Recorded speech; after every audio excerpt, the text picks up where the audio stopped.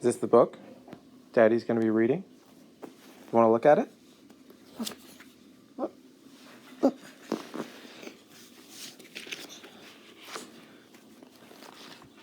Yeah. That's, Mama. Yeah, exactly. Mama. Yeah. Mama.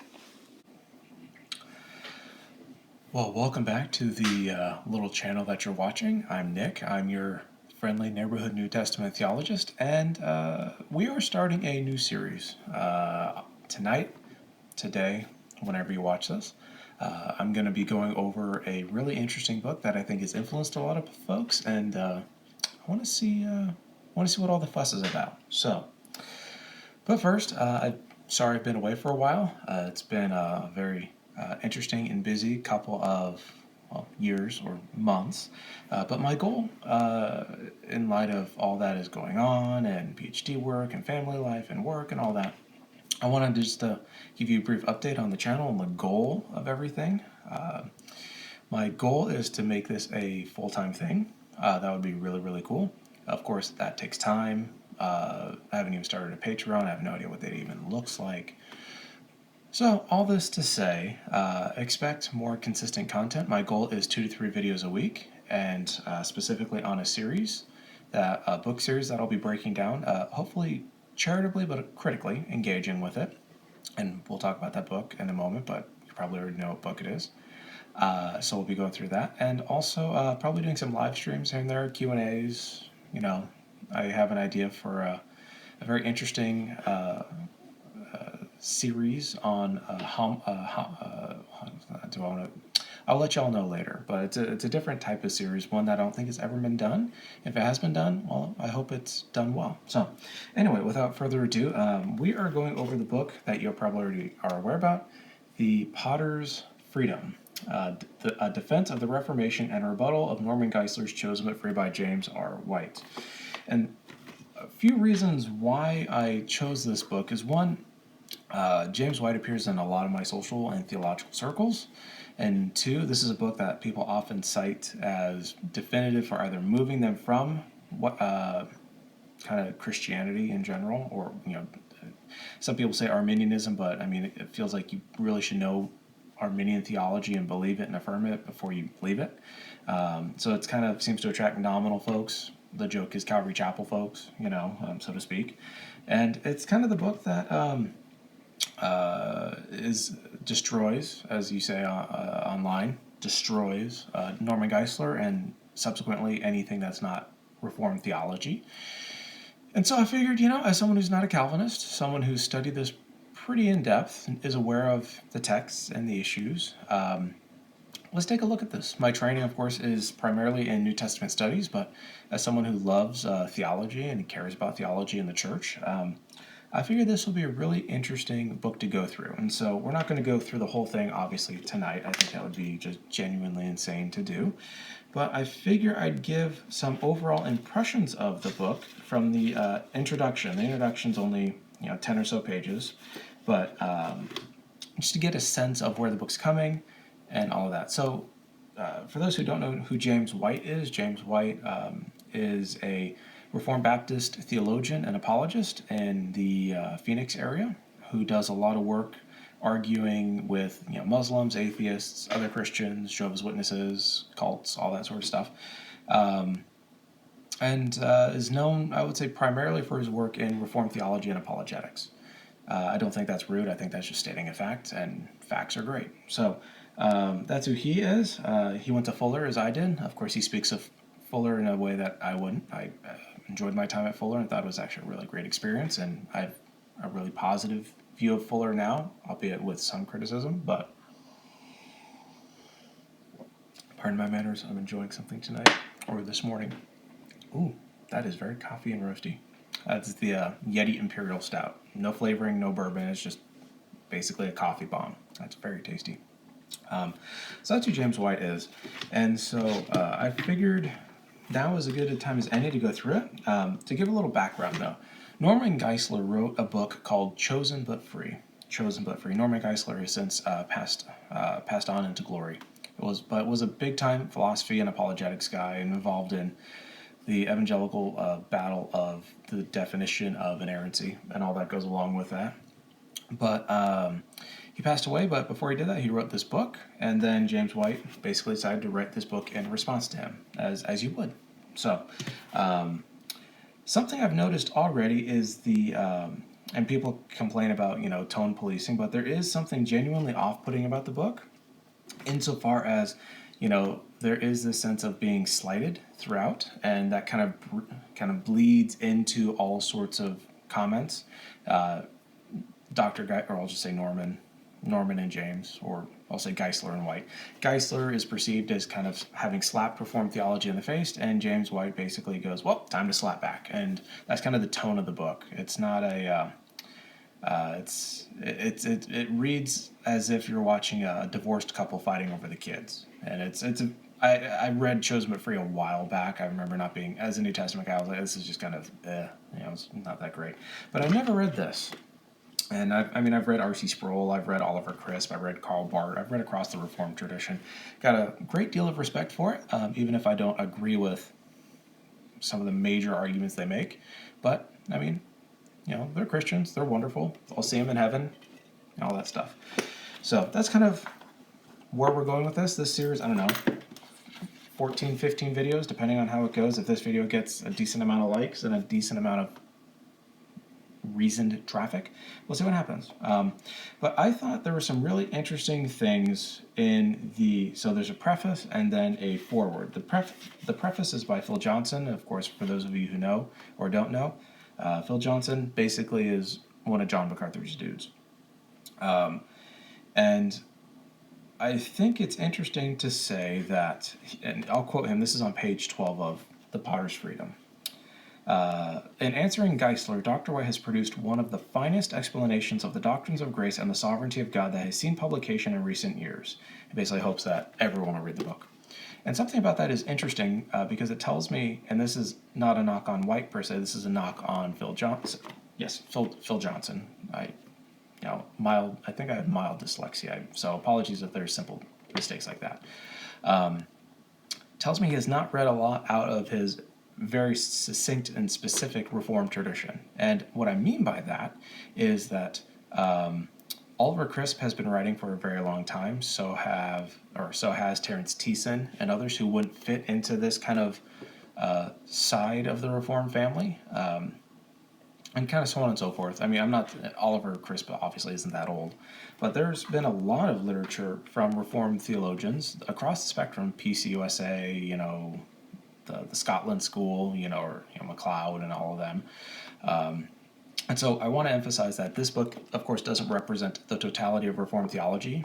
There's so much more to the Reformed tradition than this, but this is kind of one of those books that, as Phil Johnson said, at least within certain circles, is one of the finest explanations of the doctrines of grace and the sovereignty of God. And so let us look a little bit, and I'm going to be flipping through so I can actually read from it. I'm going to do that. And I want to make a second point because this kind of adds to the tone of the book. And by tone, I'm not saying, you can't be sharp, can't have disagreements. I'm going to have plenty of those, I already can tell. But there is something to be said about the way you talk about your opponents, how you engage with people. And with this, this is from R.C. Sproul Jr., who seems to quite often do a disservice to his otherwise very interesting and well-read father. He says in his final paragraph in the foreword, page 16, it seems that while we are all born Pelagians, most of us are reborn as semi-Pelagians. That is, we come into the kingdom as Arminians. And of course, already anyone who knows historical theology, anyone who knows the history of the development of the Reformation as it relates to Arminians, Wesley, Arminius, even different sorts of Calvinists like I'm not going to say that. I'm blanking on the name. But in any sense, it's the conflation, of course, between Arminians and semi-Pelagians and Pelagians, as if they are all kind of cut from the same cloth, and that's just simply not true. I think anyone can pick up a historical text and see the very clear-cut differences between those three, we'll say, sides, three different tribes. And I'm not using tribes negatively, but just groups of theological identity and formation. Excuse me. And it's kind of shameful, to be honest. It's kind of like saying, I don't know, all, tying all, it's like saying, all Republicans are the same as libertarians and rhinos. So John McCain, I don't know, Austin Peterson, and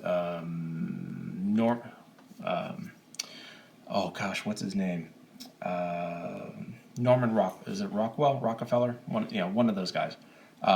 Basically a rhino Republican, fiscally sort of conservative, but basically sort of big government and across the spectrum. But you can say, well, they're all the same. It's like, well, not really. They have very distinct. There we go. Jerry Falwell, Austin Peterson, and John McCain. There we go. We'll go with that. Jerry Falwell has a completely different way of conceiving of politics that is different from Austin Peterson, who, at least as I recall, is not a Christian. And I'm not, making a judgment call. I'm just stating fact he's not a Christian.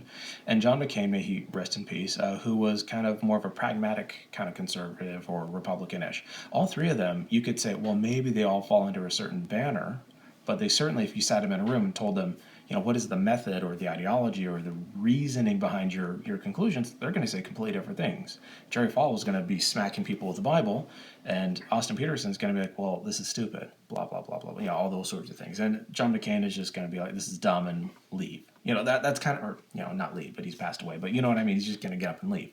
And that kind of tells us that it's dangerous and it's not clear or helpful to kind of lump everyone in. And of course, it's fallacious as well to argue that. But so I wanted to note that we come into the kingdom as Arminians. And of course, the joke right now, my first thought is that God? Like, why would God do that? That's interesting. It's just an interesting way of thinking about it, that, we come into the kingdom as Armenians. And of course, my first thought is that actually sounds kind of true. I just don't think it's a negative thing. I think that's actually what John 1 teaches, but maybe we'll get to there when I know James mentions it. I think he mentions that text later. But anyway, he says, Dr. White will, God willing, help many progress to what Spurgeon said was but a nickname for biblical Christianity, Calvinism. So already the tone is basically, if you want to be a biblical Christian, you got to be a Calvinist. And of course, my thought is,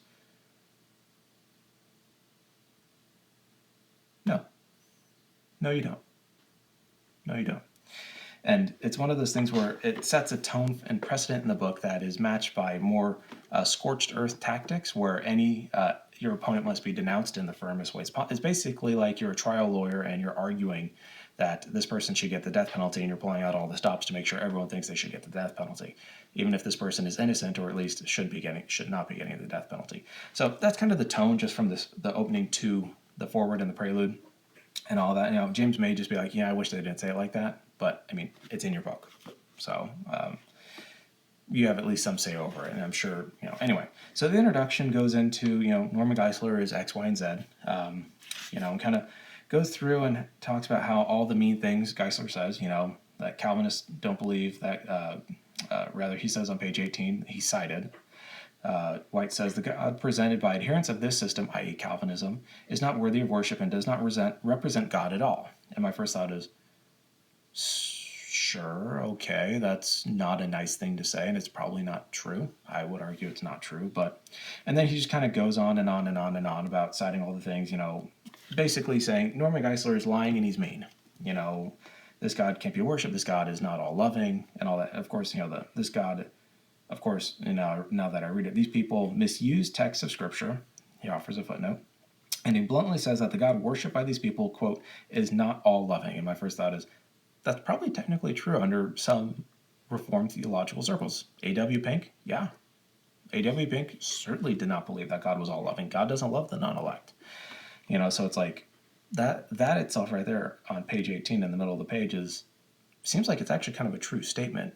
Or at least, it's not, at least on the surface, a demonstrably false statement. So, I mean, and as with all things, you could always nuance something, but point is, that doesn't seem to be, under certain views of Reformed theology, a false statement. But in any sense, Dr. White just gets really sassy with him, talks about all this other stuff. And on page 19, he makes this interesting point, and I kind of want to characterize this a bit. But I was in no way prepared for the fact that CBF, chosen but free, and this is on the top of page 19, would take the direction it does, nor that it would have such strong anti-reformed conclusions. Now, White has, and I've watched enough of The Dividing Line to know that White seems very happy to characterize people who argue against Calvinists as being anti-Calvinist or anti-reformed or hating the sovereignty of God or all these sorts of things. And it's one of those where I just kind of sit and chuckle and I go, okay, wait, how does that... You can think something is wrong and be very anti or opposed to it and argue very strenuously. I mean, why would you be, like, you feel very strongly, you're very strong anti-Arminian or anti-open theist or anti-this or anti-that. So what? Again, I'm kind of saying, what's the problem?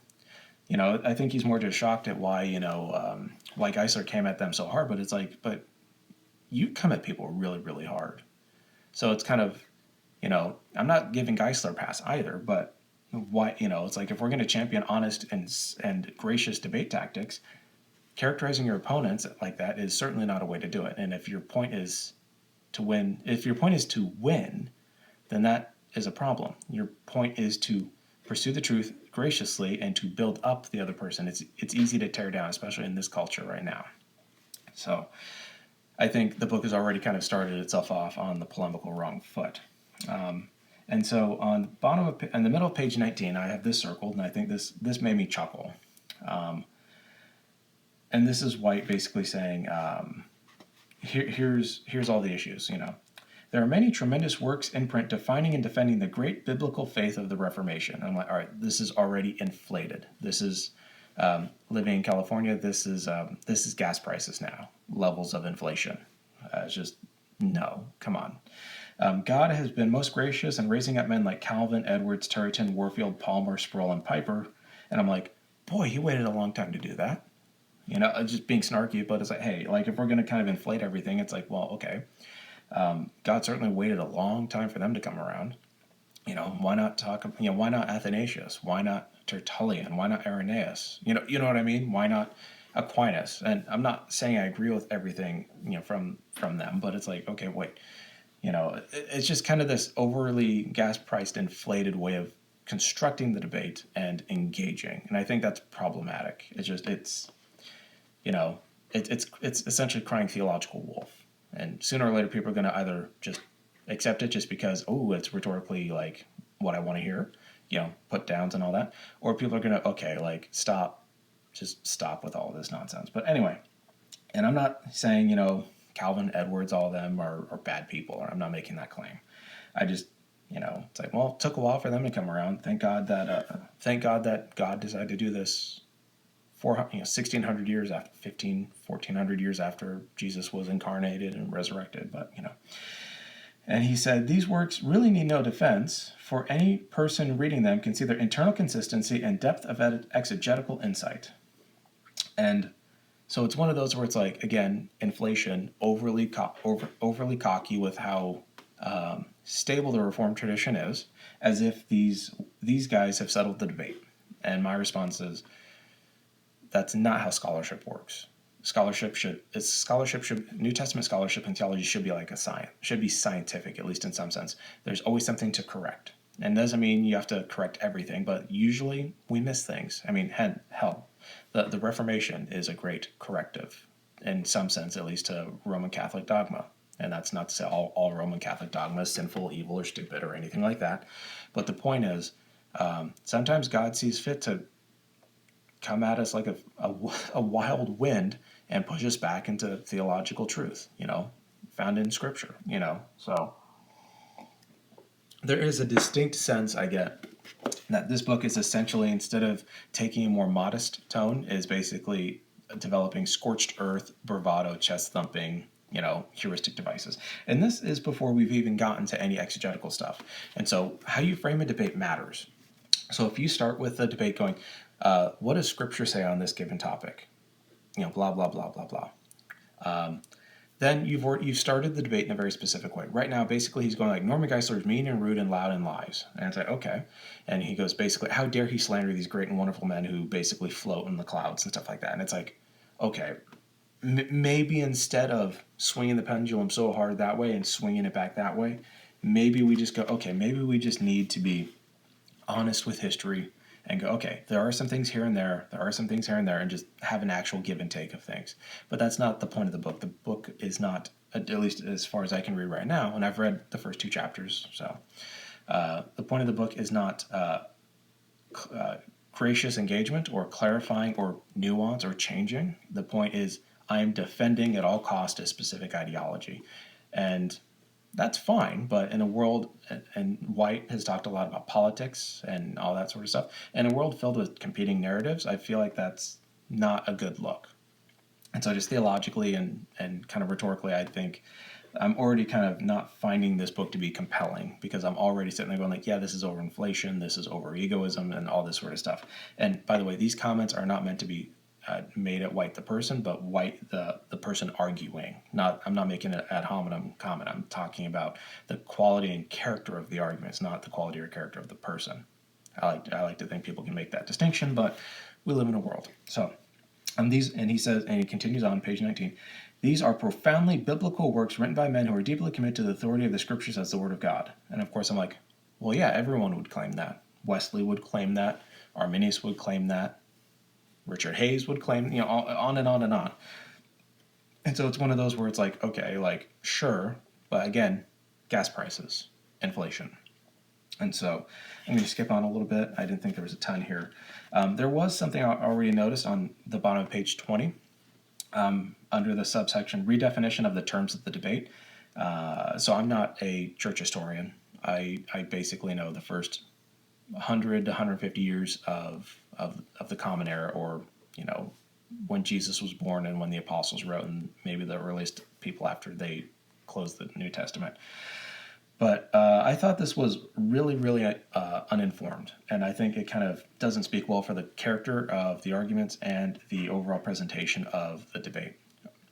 And so this is the bottom of page 20. Dr. Geisler's, quote, moderate Calvinism will be shown to be merely a modified form of historic Arminianism. In fact, there are really only 2 elements of the viewpoint of CBF that are, in fact, quote, borrowed from Calvinism. He says, 1, the concept of a substitutionary atonement alien to Arminianism, and second, and I'm adding the numbers, but second, an eternal security likewise utterly inconsistent with Arminian beliefs. So I want to make 2 points. 1, the concept of a substitutionary atonement alien to Arminianism. That's just false. That is a false statement. Arminians do affirm substitutionary atonement. If White means to say they affirm it inconsistently, like he does his second point, fine, he's allowed to make that argument, but he doesn't. And he just, as he says throughout, this is basically a mere assertion. This is not an argument. And so it can be dismissed until he actually argues that. And maybe he does later on when he actually gets to some texts. But that is just a false statement, because I'm a member of the Society of Evangelical Arminians. Wesley affirmed substitutionary atonement. I know Arminius affirmed substitutionary atonement. I'm sure I know Wesley affirmed other elements of substitutionary atonement, or the atonement, and I know Arminius did as well, and so did all these other guys. But substitutionary atonement is affirmed by most Wesleyan Arminians or Reformed Arminians or most Baptists in general. So I think he just utterly mischaracterizes the debate and basically makes a false statement there. That is a fallacy 101 right there. It shows he doesn't actually understand Arminian theology or Arminian writings, which, and I'll make that point later. But and eternal security, likewise, utterly inconsistent with Arminian beliefs. I think that's actually a true statement. I do affirm what is often called the possibility of apostasy or something like that. Losing your faith or salvation or whatever. So I think that's fair. But there are some Arminians, that do affirm eternal security. Baptists do as well, and provisionists or traditional Southern Baptists, they generally, not exclusively, but generally affirm eternal security or perseverance, eternal security, or once saved, always saved is one of the other ways of characterizing that. So I think that's fair, but it also doesn't capture the nuance of the debate within Arminian and Wesleyan and Baptist circles. So again, points for pointing out something I think is true, but minus points for, again, overinflation and overspeaking and being generally uninformed with Arminian theology. And I think it's really important because he complains throughout so far that Geisler is essentially either misleading about Reformed theology or lying and doesn't seem to know what these people actually thought or believed. And I'm kind of like, yeah, that seems like it's probably true, but the problem is you're not portraying a whole lot of wisdom or knowledge of what Arminians actually believe. And so it's one of those where I think it's, again, overinflation, and it's too much it's just bravado at this point, and can be dismissed as bravado until we see actual evidence for it. And I'm willing to take stuff back if I actually get to a point where I read something and I go, oh, he's nuanced that, he's changed it, he did this or that. So I reserve the right to change my mind. I'm of my own freedom, or God's sovereignty, or both. I'm allowed to change my mind.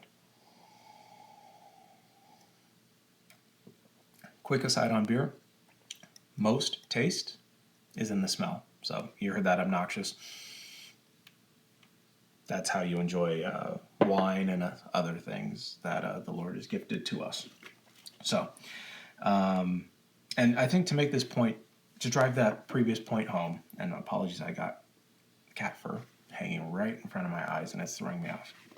On the top of page 21, under the subsection, or the chapter, or not the chapter heading, the section heading, poor representation, I think White here kind of, again, falls flat on his face, just rhetorically. Quote, CBF takes no pains to accurately or adequately represent the Reformed tradition that it so strongly denounces.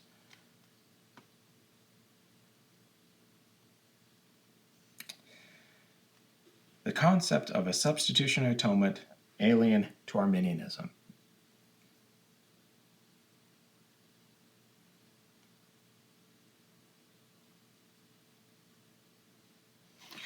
So I'll let that stand. And I want to get to, and so on the bottom of page 21, I want to get to another point, because I think this is helpful, because I see this happening a lot with Dr. White and a lot of his followers. And if you are one of them, I'm so glad you're here. And hopefully your blood pressure is not through the roof right now. But I'm glad you're here. Praise God. At the bottom of page 21, he says, White says, most frustrating to the Reformed believer who has provided a reasoned and scripturally based defense of his or her beliefs, kudos to him for including women in that, is the utter lack of serious interaction on the part of CBF with such works. So on the one hand, he's true. That is a true statement from what I remember of Chosen But Free. Good Lord, where is that? There's like a cat hair. There we go. I think I got it. That's what happens when you live with 3 cats. There's simply no attempt to interact on a meaningful level. And that's what I wanted to get at, because I hear that phrase thrown around a lot by Dr. White and a lot of his followers. Meaningful level. This is not a meaningful way. And I'm kind of saying, okay, what does that actually mean? I'm looking at him and go, what does that mean? Meaningful way. It's like, okay, what does that mean? Is it code for being insufficient? Is it code for saying, I don't feel like you engaged with me? At best, it basically goes, meaningful to who? Meaningful to you? Like, it could be Geisler thought it was sufficient and all of that. And I don't know, it strikes me more as kind of hurt feelings at that point. Now, I'm sorry if that offends someone, and I'm sensitive to actually hurting someone's feelings, I guess, but there is this sort of, you didn't engage meaningfully with X. And I've had people say stuff like that to me. I don't feel like you engaged, in women in ministry, 1 Timothy 2:12. I don't feel like you engaged, and the person who's listening to this, if he's about it, I actually don't have you in mind. I had someone else actually reach out and have a big old row with me about it. The guy that who might watch this, not thinking about you, but we're good. We're good. This is someone who wrote me a very long email and wanted to fight, and has since dropped the sword and run. I think I don't know if he's going to respond.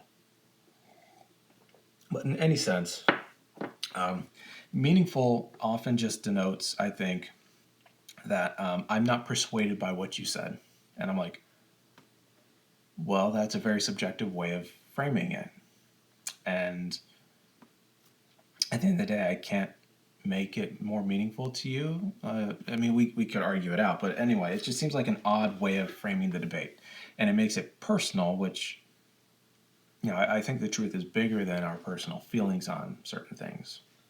Could be I'm wrong, could be I'm overthinking it, but I see that a lot. And then he says, on the same page, 21, while some works such as Owen's The Death of Death and the Death of Christ, a famous book by John Owen, I think a book that most Reformed guys or guys and gals kind of bristle at now, just some of the method of argumentation. and Piper's The Justification of God, and that is John Piper, are mentioned and even cited, the responses are surface level that they amount to nothing more than a dismissal, not a rebuttal. Again, that's probably true from what I remember of CBF, but at the same time, White has also just dismissed Arminianism and all that sort of stuff. So I'm just kind of sitting there going like, yeah, you're right in the sense that CBF failed, but you are not making your case either, and you're not showing yourself to be above what CBF did either. You're both basically content to jump into the playpen and the mud and fight it out rather than being, all right, let's both get out, dry ourselves off, clean ourselves off, enjoy something that's a little more adult, drop the temperature in the room by 10 and have an adult conversation. But that doesn't seem to be it. And then, page 22 and following basically gives an example of guys are quoting from John Owen and all that. And I'm kind of like, all right, at the end of the day, like, I'm not as interested in what John Owen has to say about Scripture. John Owen, I'm sure, was a wonderful human being. He's allowed to be wrong. I don't particularly care. I'm happy to grant CBF probably screwed up a bunch of quotes or did so in a way that may have been overly simplistic or just simply may not have made Dr. White happy. Okay. And I think there is something to be said here. And so he says, page 23, middle of the page, one cannot avoid noting that aside from this alleged sober reminder offered by Geisler, there is not a single word of meaningful argumentation or refutation. Okay, let me say that again. There is not a single word of meaningful argumentation or refutation provided. Again, meaningful meaning I'm not convinced. And it's like, good for your subjective pietistic feelings. And if Geisler said the same thing, I'd say the exact same thing to him. The same is true of CBF's treatment of John Piper's The Justification of God. And do I want to talk about... I'll talk about Piper in a minute. Yeah. While CBF acknowledges the existence of the work and recognizes the high place it holds in the thinking of Reformed exegetes and apologists, and let's not put Piper on the level of Calvin. Piper came along, 300 years, 350, 400 years after Calvin. It's a long time to get to probably the Reformed reading of, the pinnacle Reformed reading of Romans 9. Thank the Lord Piper came along when he did. There's almost nothing, continuing on, there's almost nothing in it, so again, nothing meaning meaningful, meaning not personally persuaded, nothing in it that smacks of the first attempt to seriously respond to the conclusion so soberly and masterfully presented by Piper. Again, inflation, gas prices, almost $5 where I live. I'll be walking all over the place. For example, Piper spends many pages, 56 to 23, so 17 pages, fairly carefully and most importantly exegetically examining the issue whether Romans 9 is addressing individuals and their personal salvation or merely addressing nations. All right, so there's already a few pieces here that need to be unpacked. 17 pages is not many pages. That's a term paper in seminary. Okay. Fairly carefully and most importantly exegetically. Okay, there's this word when someone says exegesis, there's usually kind of this assumption of what they mean is my reading of the text. When people kind of throw around, you didn't exegete the passage, you didn't do this, you didn't do that, and it's like, okay, you didn't read it like I did. And I'm like, okay, maybe they're right, maybe they're wrong, maybe there's an issue here theologically that this person didn't tackle. Fine. Maybe there's an aspect here you didn't argue with. Fine. But to basically jump up and down and go, you didn't answer it exegetically, it's like, well, then you need to give an example specifically of what I didn't address in the topic. And usually then you get crickets, because usually you didn't answer this way, usually it's a smokescreen. And I've done it too. I've failed at that quite a bit. I'm very, very, very, very human. Last I checked.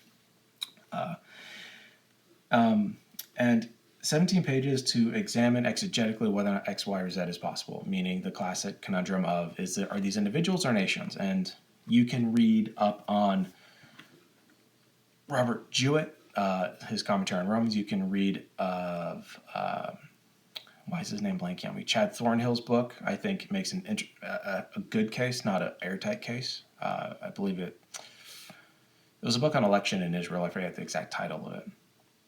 But you can also read Brian Abbassiano.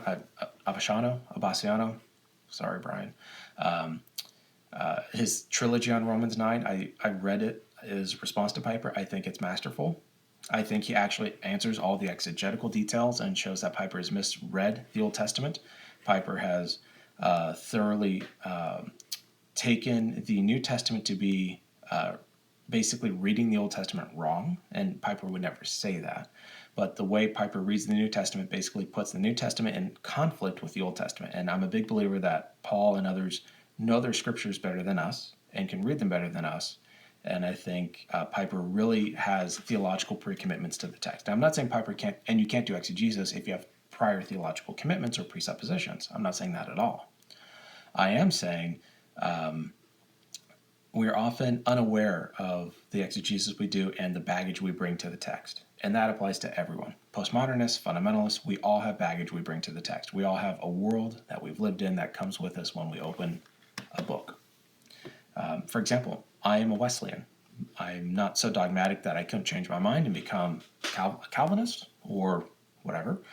But I do have that bias. So reading this book, I am biased. But I like to think what I'm arguing and offering is offered in a fair and constructive way. But the point being, there is again a bravado and a gas price level amount of inflation going on here. In so doing, Piper provides 41 footnotes, addresses numerous issues regarding both the Hebrew and Septuagint texts, and cites many in full contexts, which of course is a shot at Norm Geisler, but I'm not sure how those full texts or full contexts actually help Piper's case in a lot of these texts, but okay. And who present a viewpoint other than his own. It's like, okay, that's what you do in basic scholarly research. It's good job. Piper has hit the minimum bar of writing material that's worthy of being published. Although I did chuckle at he provides 41 footnotes. I'm like, 41 footnotes in 17 pages is what? 2.4, 2.5 footnotes per page? That is not a lot of footnotes. So it's one of those, it's a bit inflated. Again, it's like, okay, 41 footnotes in 17 or so pages. That's not that. Okay, cool. Like, what? I don't see, that doesn't add anything to his argument. It's basically, look at tall number. And it's like, it's not a big number in the amount of pages. And if Piper's writing a scholarly monograph, that's actually pretty low. So, and basically, Piper concludes on the top of page 24 in the citation from White, the position is exegetically untenable, meaning the interpretation that prefers nations over individuals. And of course, the issue is that, and you'll notice this too, and this was the second point. When someone says merely this, when merely appears, that is a diminishing tactic, rhetorically. So in the debate over hell, for example, pick a side, I don't care. But a common refrain from traditionalists when arguing with annihilationists is the traditionalist says the annihilationist believes that people merely cease to exist or merely die or whatever. And that presence of merely is meant to kind of diminutize or patronize the other view. Merely becomes kind of a muling sort of snide comment. And I don't think a lot of people mean to do that, but I think it does have that impact. And it's rhetorically just really unsavvy because ultimately it doesn't actually fulfill any purpose except to kind of marginalize and kind of,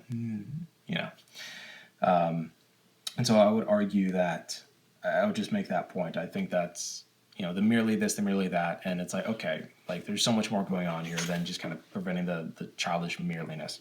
The position is exegetically untenable. I would point you to Brian Abbassiano's dissertation, PhD dissertation, and also his two additional monographs on Romans 9 published with T&T Clark, where he actually looks at the Old Testament and basically, I think, shows that Piper has misread the Old Testament, misread a lot of material on election, and has also shown himself, kind of like White, to not really understand the nature of corporate election and all of that. And I'll point you to Brian's work on corporate election published in, I believe it was a response to Thomas Schreiner, and I think it's a response that I don't think Schreiner really swings back very well at. But the point is, in any sense, that bravado, that inflated gas price, all of that sort of stuff should give us a lot of pause in taking these sorts of arguments or or rhetorical framework for the entire book seriously. It means the book has basically become scorched earth. And if that's what you're looking for, if you're looking for the Ben Shapiro or the Jordan Peterson or, I don't know, David Pakman or all these other, pick your favorite liberal or conservative on YouTube. X person destroys socialists, destroys pro-life advocate, destroys, whomever. You kind of look at it and go, okay, that's blood in the water, that's red meat for a certain crowd. But is that really the best way to engage? Is that really the best way to seek truth? I would argue it isn't. So, and I see a lot of that going on already, and I think it's really unfortunate, and it's really bargain level, basement level, just not good stuff. And it doesn't mean, and like I said, it doesn't mean everything he says is wrong. It just means there's additional issues to him actually making a true statement that merit further consideration. And I think I've been fair about that. I don't really care what he says about Clark Pinnock and all that sort of stuff. That's me being silly. I'm just going to move on. I'm not going to spend, this is already 40 minutes long. And so here's another bit of so this is page 27, the bottom of the page. And again, with the subheading, poor exegesis. And I'm like, ooh, okay, I like the word exegesis. Not sure how White's using it, but let's do it. He says, quote, "The Reformed position is nothing if not rich in the most in-depth exegetical work of generations of men who have labored diligently at the task of fairly and honestly dealing with the scriptures in the original tongues." Now, there's a certain pomp and bravado that is warranted if, I don't know, I'm a hockey fan. If Connor McDavid or Wayne Gretzky walks into the room, your first thought is, oh my gosh, it's Wayne Gretzky, or Austin Matthews, oh my god, kind of thing. For me, it's usually me seeing Richard Hayes at SBL or something like that, being like, I can't go talk to him because he's an introvert and I don't want to bother him. It's like, oh my gosh, but it's like this sort of lavish, like, pomp, this, like, building up the Reformed tradition as being this magisterial thing. It's like, okay, come on. Like, we don't need to make these sorts of, like, arguments for like, the truth to be true. And I think there is a sense in which there is a presentation that Reformed theology is not only the only way to go, and I don't think it is to be a Christian, and I don't think Wesleyanism is it either, but there's a certain kind of bravado or snide attitude towards other Christians, as if, the early church fathers weren't also rich and all of that. And I don't know, I don't see, and this is going to sound crass, but I don't see a lot of Reformed theology guys doing a ton of work in verbal aspect or Greek materials. I see a lot of kind of regurgitation of certain arguments. It doesn't seem to take Old Testament literature seriously. And what I mean by seriously is usually there's a prioritization of certain statements in Paul that gain hermeneutical priority over all other passages and all of that. And that's what I mean by not seriously. And I think there's a lot of, forgive the phrase, presuppositions that guide what we see or want to see in the text. And so I think that's just... I think it's just a bunch of pomp. It's a bunch of piety. It's basically, my tribe is so much cooler and better. Have you seen my jersey, my team's jersey? They're awesome. And I'm like, great, cool. I mean, the idea that Calvin would be cool with people putting his name and face on a t-shirt and wearing it around is very funny to me. I would love to see him respond to that. But it's like, have you read Wesley? Like, seriously, like, reading that statement, I'm thinking now, have you read Wesley? Like, have you read his sermons? They are rich. They are in depth. They are passionate about the gospel. They are filled with evangelical fire. It is wonderful to read. Have you read Ken Grider's Wesleyan Theology? Have you read Tom McCall? Have you read Richard Hayes? So it's like, okay, like, this sort of just theological sort of ethnocentricity, not ethnic, like, racial, but just like, my tribe is so good. And I'm like, your tribe is human like everyone else, has the same biases that we all have. Like, come on. Like, I don't know. I read that and I'm like, someone needs to read a little more Wesley and a little more Arminius, and maybe enjoy something that'll take it down a notch or two. But that again speaks to the tone and character of the book because it arises out of a specific historical reality that is a denunciation of someone who denounced him. And I'm not actually saying that's wrong. Like, that's how scholarship works sometimes. And so, again, I mean, it's just the same sort of thing over and over and over. Geisler does eisegesis, I do exegesis, which of course begs the question because he doesn't actually tell us what exegesis is. You know, I'm sure he will, but it's one of those things when it's like, you don't do exegesis, like, what is that? And they go, well, you didn't read the passage. Okay, what do you mean? And you kind of go down the rabbit hole, and the whole point is the why. What are you saying? What are you saying? Why are you saying this? Why are you saying this? And White could be completely right about everything he said, but as I think I've fairly shown by reading his words and commenting on them, there's just a lot of unnuanced, unsophisticated, and frankly just unhelpful ways of characterizing the debate that doesn't add clarity and is certainly not charitable. And so I think that is a fair place to stop. That is just the introduction. Oh my gosh, 45 minutes.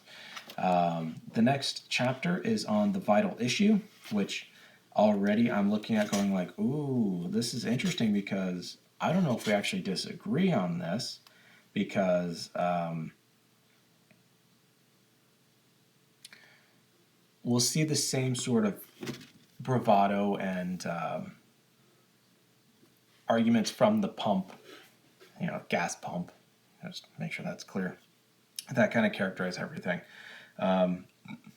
But it certainly got passion behind it. It certainly does take a bad book to task. Of course, you could ask whether or not, arguing, punching down is really relevant. But I mean, Geisler wrote it. Geisler can answer for it. But also, James White wrote it. James White can answer for it. And I just a few things from the back that made me chuckle. The Reformed community has given Norman Geisler a free pass for too long with respect to his pronouncements on God's sovereignty and free will. And that's from the endorsement of Robert Raymond on the back. And I'm kind of like, giving him a free pass? I don't know. What the heck does that even, like, what? Just this, and just one of those, I'm like, I don't doubt the book is bad. Having read it, I don't remember a thing from it, which usually means it's probably pretty bad. But just the level of snide kind of triumphalism, like, is this really what you want to communicate to people? Like, honestly, like, I know not all Calvinists are like this. Most of my Calvinist friends are not like this at all. We value conversations and friendship and having a good old time, enjoying, libations and conversations and reading our Bibles together. Most of my dear friends are Calvinists, and I'm very grateful they're not like how some people have argued. That's Robert Raymond. And here's something too. And this actually I think is a good way to end it, because I think this summarizes the problem with the framing of the book, the method behind the book, and in many ways the heartbeat behind the book. In a manner reminiscent of Luther demolishing Erasmus, so already we're going back to YouTube, bottom of the barrel YouTube, comments and YouTube videos. Pardon me. James White grinds the semi-Pelagian of Dr. Geisler to find power. I'm like, I thought he was just an Arminian. Now he's a semi-Pelagian? Ooh, scary. Not in the spirit of triumphalism.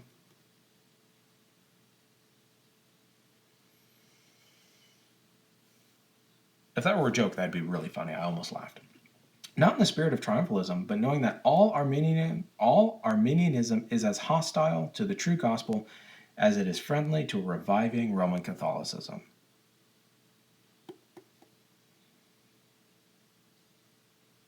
Hostile to the true gospel.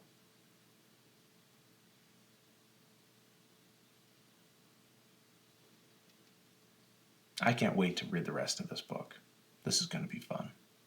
Anyway, that is the introduction to James White's The Potter's Freedom, a defense of the Reformation and a rebuttal of Norman Geisler's Chosen but Free. A defense of the Reformation you think would include actual reformers like Arminius. But in any sense, we will continue on reading it and doing an in-depth review of it. If you're a Calvinist that loves James White, hopefully you've made it this far. Thank you for watching. I appreciate you. I'll see you in the kingdom. I'll probably be in a little after you because, reasons.